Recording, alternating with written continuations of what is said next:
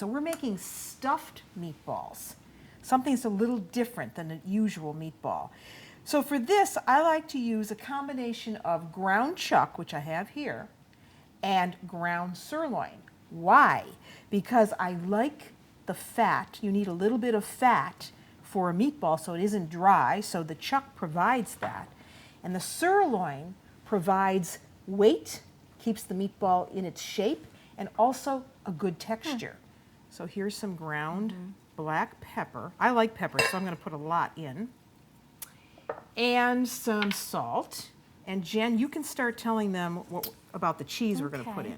This is fontina cheese that's made in the Val d'Aosta region of Italy.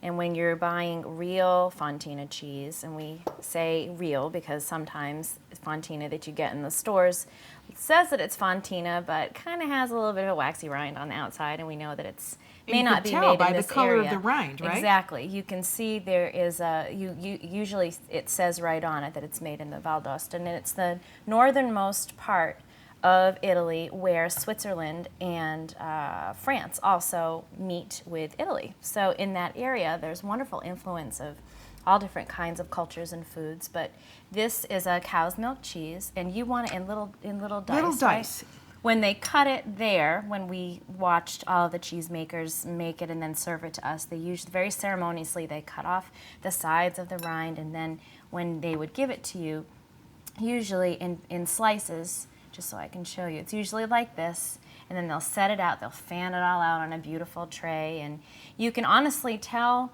from the flavor when the cows were milked. You can tell if they were milked in the summer, if they were milked in the winter. It's fascinating. You can taste it right in the cheese, the different types of and it's of good things and that they're creamy. fed. So it's a great melting cheese, so it's perfect for this. And if you didn't have that available, you could use like a mozzarella.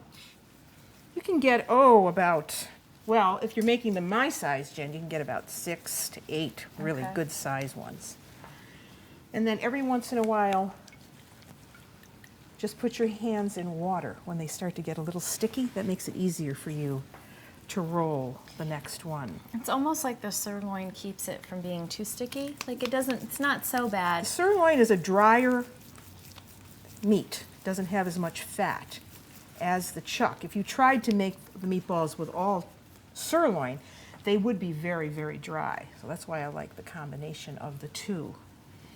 We're going to bake these at 350 degrees. You can tell that it is simply meatball heaven, and we are having a ball making these today. With our meatballs. We're baking these at 350 degrees, and Jen, there's room in the oven, right? There is, because these are done. I'm pulling these out. They look gorgeous. That. And they Aren't they pretty? didn't even shrink, which just goes to tell you. See? Wow. You are the best daughter-in-law ever. I've got a good teacher. Look at those. I I've got a can't good wait to eat teacher. those. They are Aren't gorgeous. they tasty? They look, when people make them, they look a little messy on the bottom. But Let's see how the other ones are coming. These Maybe are, we can move those to the top. Yeah, I think that's a good idea, actually. Wow, look at that. These look so They need a little bit more yummy. time. Yeah, Let's put those up. And now we can put these in. I think that'll. Yeah. Oh, you don't cover them? Nope. Because we want a nice crust on them. Okay.